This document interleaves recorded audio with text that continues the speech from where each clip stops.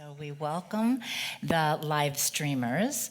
Last Sunday, I snuck off to Agape with Jeff Cafaro, one of our board members. I had planned to spend my Sunday off with my family, but I don't know, if you have family, maybe you know that that's one of those things you don't always get to tell how it's gonna go. And so then in the moment, you're just in the flow. So they call the live streamers love streamers, and they welcome the love streamers to be a part of their service. So welcome, love streamers. This morning's lesson is taken from these. This will be the last. As I'm saying that, I realize I have not even thought about what the lessons next month will be about. That's one of my projects for this week, is to decide what next month's talks will be about. But mostly in November, I do gratitude because of Thanksgiving. So this will be the last Sunday that we're doing my little books. And kind of the cool thing out of my little books and reading them for me is I'm starting to get, I post every single morning on Facebook a prayer. I've been doing it since 2011. So sometimes I write the prayer from scratch. This morning I just got centered and wrote the prayer. And sometimes I go back into previous times and pull forth a prayer. I may add to it, I may correct it, I may put a comma in there where there needed to be one that there wasn't. So I believe it was Louis one time who said to me, we should put together those prayers and make a little book. So I have this idea that, because I don't know that you can get these books from DeVore's anymore. Tony reminded me, if you were interested in these little books, that you probably could go on eBay and get them, because there's probably a gazillion of them out there. They were published by DeVore's, but the most recent one that I have is about 15 years old.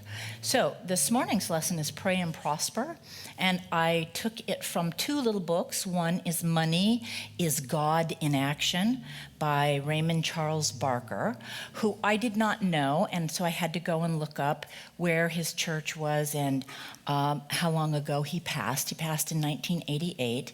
He was a unity minister who fell in love with religious science and became a religious science minister. He started the first religious science church in New York, and then he came to this coast and he started the first religious science church in Redondo Beach. He passed in 1988. He was very active in INTA. That's really all that I know about him. And the other little book, Pray and Prosper, is by Ernest Holmes. But we'll start with Money is God in Action. That's an affirmation. Money is God in action. The whole little book is about the circulation of money. Many years ago, when my children's father and I were first involved in a religious science church, we had a lot of different approaches to money in relationship to what we were learning about religious science. So for a while, we tithed what we wanted to earn. We tithed 10% of what we wanted to earn. That didn't work. Didn't take very long to figure out, that didn't work. The income was going down, and we were still committed to tithing a certain amount. He had come from a traditional Christian church, so he already had an understanding of what tithing meant. I come from Christian gypsies who loved this philosophy when we found it because it just met all of our needs. And I can remember one of the few times that I was in church was Easter Sunday morning when they passed the collection plate, and my dad sitting right next to me at St. James Episcopal Church pulled out of his pocket, all he had was 20s, and cursing, he put his 20 because he didn't have any choice into the plate. So that was kind of my understanding of tithing. I can understand how Native American Indians seed first the very best crop. They give first. Because if they didn't give first the best crop, if they saved the crop that wasn't very good, if they saved the seed that wasn't the best seed, then their crops would decline. They wouldn't keep getting better. So they give the very first, the very best off the top. That's the idea behind tithing, but so hard for us to wrap our heads around. My husband at the time had said, I want to make $100,000. I want to make $100,000. I want to make $100,000. Well, you know what? Because he continued to hold that idea, sure enough, $100,000 hit the bank for 3 days. And then we paid the $97,000 tax bill. So what we both did was we really got clear that this was a place that our consciousness needed to grow. One of the ideas in here, I'd have to say I read about that I know that my consciousness never grew to understand. And that is circulation has a rhythm. Whether circulation is seasons, day and night, whether circulation is blood in my body, heartbeat, it has a rhythm. I know that what I thought was that I would get X amount of money and keep it. I would just hold it. Once I got it, then everything would be okay. Instead of when I get it and then I give it, then I move into the flow of it. So what Charles Barker says is the very first thing you need to understand about money is that it is a flow, an ebb and flow. It comes and goes. And if you have a clutching feeling about it, there's no flow going on in your money, and that in itself is the block. He said the very first thing that you need to do in order to have a new relationship with money is to love it. Now, I'll bet if I said, everybody here who loves money, raise your hand, you'd all go, somebody might see me do that. And I don't want anybody to think I love money. I like counting my money. I just like counting it. I just like thinking about where I'm going to spend it and what it's going to do.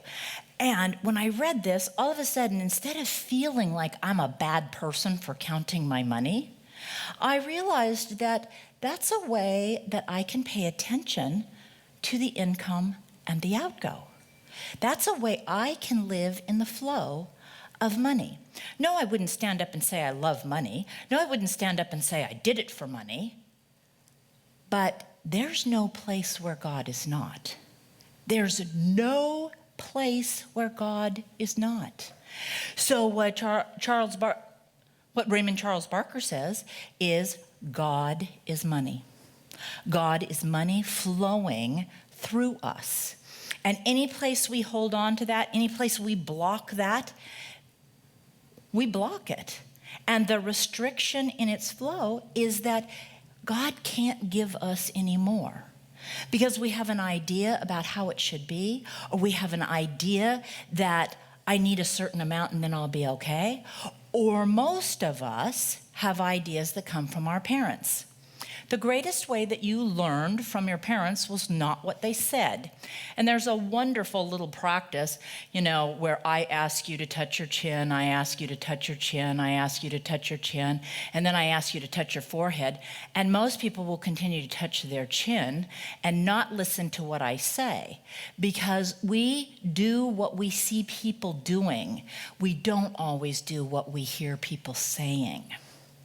So what your parents taught you when you were a child was at the dinner table. And they didn't teach you because they thought that you needed a healthy understanding about money. They taught you because they were probably dysfunctional about money, and they shared with you the drama about how that happened. Many families discuss lack, limitation, effort, and struggle at the dinner table. And so then we grow up learning lack, limitation, effort, and struggle. The greatest thing that I think that the science of mind has to offer us is prayer. And prayer's whole purpose is to work on our thinking. Now, many of us think that prayer is supposed to fix something out there. But the truth is that prayer is conditioning the way that I think. And as I pray for whatever it is that I'm praying for, the amount of time that I spend in prayer, my thought is aligned with that higher idea. So my granddaughter, Catherine, is 7 years old. She turned 7 last Saturday. So on Friday night at about 7 o'clock, she FaceTimed me twice. I have a special ring, so I know that it's Catherine. She then texted me, and I wasn't feeling very well, so I thought, well, I'll deal with that in the morning. So when I got up in the morning, I read her prayer request. I have never received a prayer request from Catherine before. So I got on the phone FaceTiming Catherine at 7:30 a.m. on Saturday morning. She had me get another one of my electronic pieces of equipment and go to Facebook so that I could see who she was requesting prayer for. Oli had tripped at school. Oli is 7 also. Oli had tripped at school over a little rope that marked off where they weren't supposed to walk on the grass. She flipped all the way over. The rope snapped her collarbone. The picture on Facebook is the x-ray of Oli's collarbone. And you can see that it's like that. Now, I had prayed all night, not for specifics, but for the highest idea, to be in alignment, to be in healing. Now, I bet that for most of us, it's rather easy to imagine that that little girl's collarbone is miraculously healed. I bet that we can simply think of a whole healed collarbone, and we don't have to even know how that comes about happening. But if we believe that that is possible, and we accept that if that child has a miraculous healing, great. Now, I sent the family, I had to identify who I was, because in our teaching, a prayer request needs to come. So really, I probably should have prayed for Catherine, because Catherine made the request.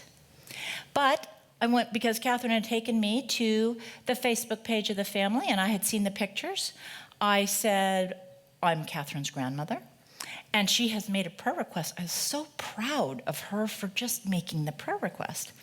So the family just came back. Oh, thank you so much. We're so grateful. I don't have too much trouble seeing that collarbone whole and healed. My own personal inequities, they aren't so easy to see healed and whole. They're not so easy, because where I go with Oli's collarbone is to God. I just go, you know what? I wasn't there. I don't know how to do that. I don't know how to fix that. So I'm just going to have to open that there's a lot of people that love this little girl and are surrounding her with healing white light. And that was what my prayer was for her. When I look at my own inequities, I think, how is that going to be fixed? So we're going to go now to Ernest Holmes, who says, the definition of faith is belief in the invisible.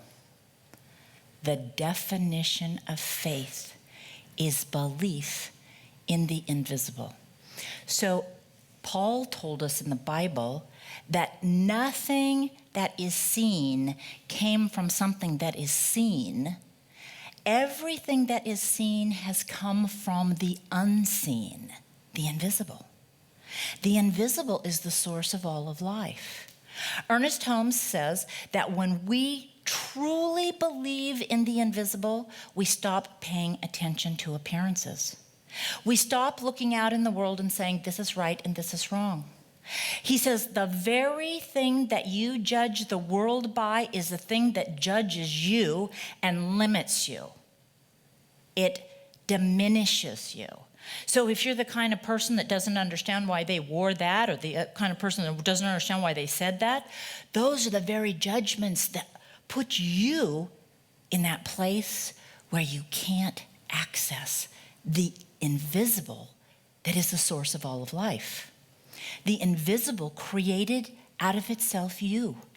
The invisible moves into form, becomes the thing we pray for.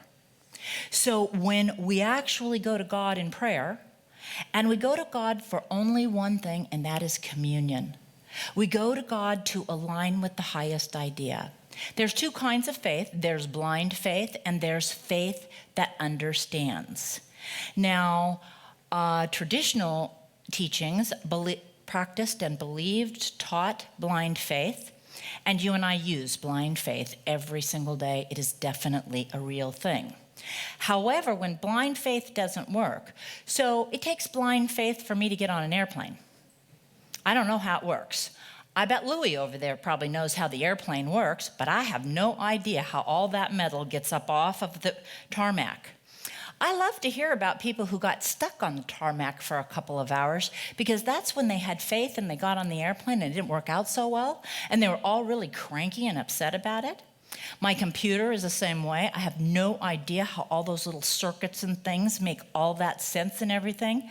And I was very cavalier about my computer. I wasn't backing anything up until, of course, the day that it would not wake up. And the day that it would not wake up, my hands were absolutely shaking. I took it, all I could think of was everything that was in there. All I could think of was, oh my God, if I never see all that stuff again. Oh my God, there's wedding ceremonies in there. There's memorial ceremonies. There's everything. There's my list of people I love and talk to. Okay, there's everything. So I go to the Apple store. My hands are just shaking. And he says, well, do you back it up? And no. He says, well, and I had this fancy backup system, but I couldn't figure it out. So I just went home after that. I don't understand. It's encrypting, and so it takes about a minute longer. I can actually open my computer while it's encrypting and backing up and go brush my teeth before I come back. And I'd say 9 times out of 10, I'm having a conversation with how slow that thing is. It takes another minute. So blind faith is that simple knowing. Now, your cell phone works, and when it doesn't, you get upset. The car works, and when it doesn't, you get upset. So when you understand how something works and it doesn't work, we still have a tendency to get upset. What Ernest Holmes says is, if you have worry, anxiety, and fear about the past, about anything, you're seeding that, and you will just get more worry, anxiety, and fear. He says, if you will live in relationship with looking into something that isn't, with true conviction that the source is still there, that is the power to move into creativity and to allow that source to take form through you and become the thing that you would like it to be. Now, we studied a couple weeks ago Joel Goldsmith. And Joel Goldsmith is very different in his prayer practice. We call Goldsmith advanced spirituality, and we call Ernest Holmes primer spirituality, because primer spirituality keeps telling us how to put the training wheels on before we have confidence that we can take them off and ride the bike without them. I still need my training wheels, because I can't always have faith in what I can't see. Now, Christian Science said that everything in form is an illusion. Religious science says anything that is form that has power over you is an illusion, because there's only one power. It doesn't say that experience, so when you have a health challenge, religious science doesn't say that's an illusion. Religious science says that's a real experience for you. However, there's a power here that you can understand that longs to express and experience itself through you, as you, to the very challenge that you're facing. So your attention goes on what it is that you'd like to create. Your attention actually is the audacity to say this or something better. I love money. I love flow.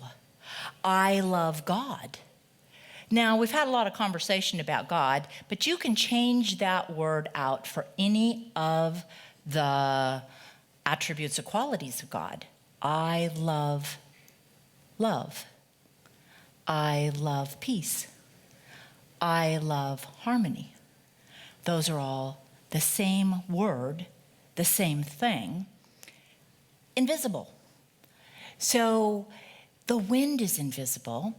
And one of the authors, I think it's Browning, says, and we know that the wind is God because it makes the leaves clap in celebration.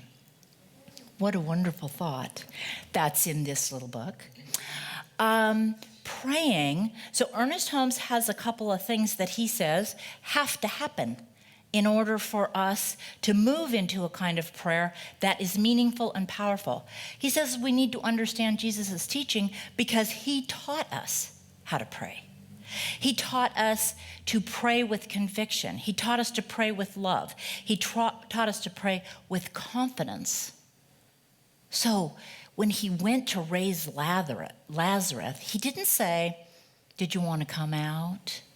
He didn't say, you shouldn't be dead.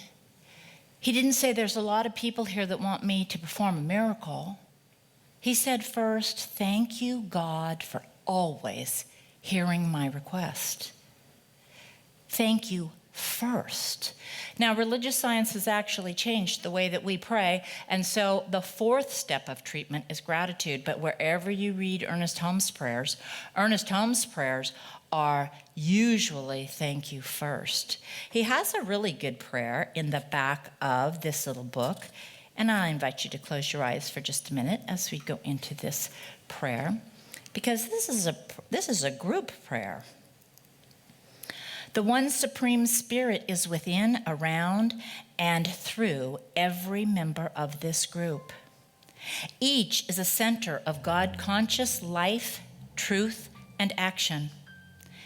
Infinite intelligence governs, sustains, and animates every member of this body. Good alone goes from them, and good alone returns to them. Infinite mind establishes harmony and right adjustment of all personal, family, business, and social affairs or conditions in the life of each member. Each is supplied with every good thing. Each is happy, radiant, and complete. The Spirit of God manifests in each one as peace, harmony, and wholeness. Everything that any one of this group does, says, or thinks is governed by infinite intelligence and inspired by divine wisdom. Each is guided by divine intelligence into right action. Each is surrounded by friendship, love, and beauty. Each person is the manifestation of the divine spirit, which never tires, which is birthless, deathless, and limitless. Each is receptive to the inexhaustible energy of the universe and to divine guidance. Each person in this group is conscious of complete happiness, abundant health, and increasing prosperity. Each is aware of his partnership with the infinite. Each knows that everything he does shall prosper. Each is conscious of inner peace and poise. Each immediately becomes conscious of a more abundant life. And we'll go from Ernest Holmes' prayer right into the treatment for money from Charles Barker's prayer. I now subconsciously accept this treatment. There is only one creative cause, God. There is only one mind, God. There is only one life, God. There is only one substance, God. This present universe is the glory of God, It is a moving, flexible, fluid creation. It is alive with the life, the abundance, and the richness of God. I abide in prosperity. Mind created me in order that it might act through me. Therefore, I am receptive to its abundance. I am receptive to its circulation in my life in the form of money. Money is God's idea of circulation in my world of finance. I accept this idea completely. I appreciate this idea. I like it. Money being God in action is absolute good. It is wholesome. It is a blessing to man, and I am now prospered with it. I have no fear of lack, for I believe that I have plenty of money. It is God's activity in my world. It is God's activity in my bank account. It is God's activity in my investments. It is God's activity in everything to which I lay my hands. This money is flowing. This money is free. I do not attempt to lock it up. I do not put a fence around it. It is God's money. I let it flow in and I let it flow out. As I release it, I know that it comes back to me, pressed down, shaken together, and running over. The Lord is my shepherd. I shall not want. I am now free in money. I rejoice in it. I appreciate it, and I thank God for it, and I have money forevermore. Amen. So, all we're about in this spiritual community is changing our ideas. If there is any place in your life where your flow of good is not returning to you, there is something in your thinking that is blocking that good. It is God's good pleasure to give us every good thing. And it does not say that some things are good and some things are bad. We do. If we are angry at people, love is evasive. If we are critical and judgmental, the universe judges us. If we are sad, we are seeding sadness, loneliness, and depression. When we have the audacity to actually say, made in the image and likeness of God, my life is God's idea. Everything is conspiring for me to know who I am. All I have to do is say yes, believe that I am made in the image and likeness of God, and accept God's good as it is given to me. It doesn't always look the way that we think that it should.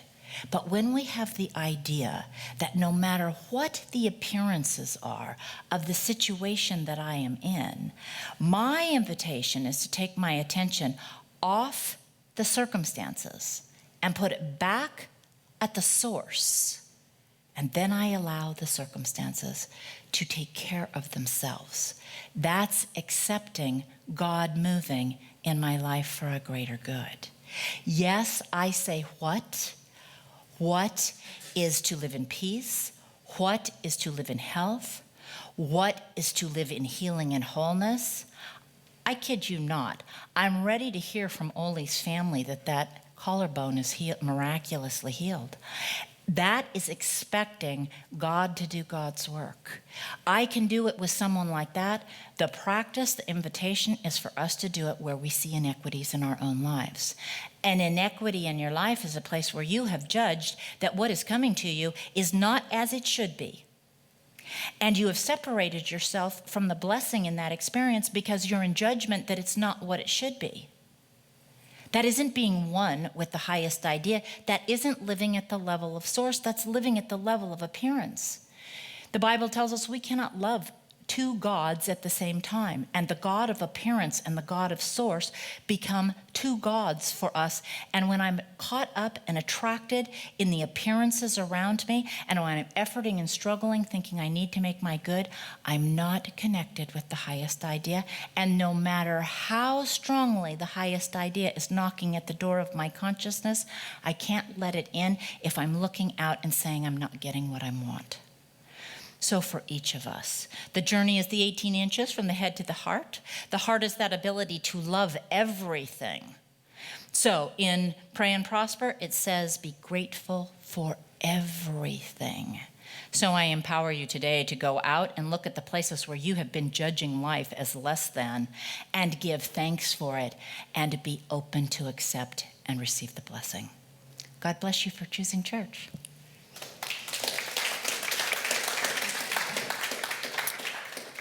I think we've already prayed, so I'm not feeling called to pray.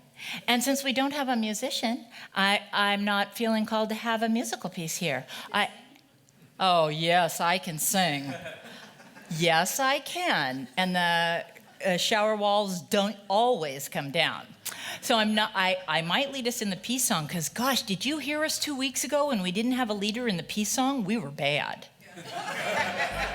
No, we were bad. There's no other way to say that. I was in the back of the room going, oh my gosh, okay? So, and I don't know that I could help lead you any better, although from time to time I do sing my grandchildren to sleep with the peace song. It's one of the songs I know all the words to. This is time for us to share our tithes, our offering. While our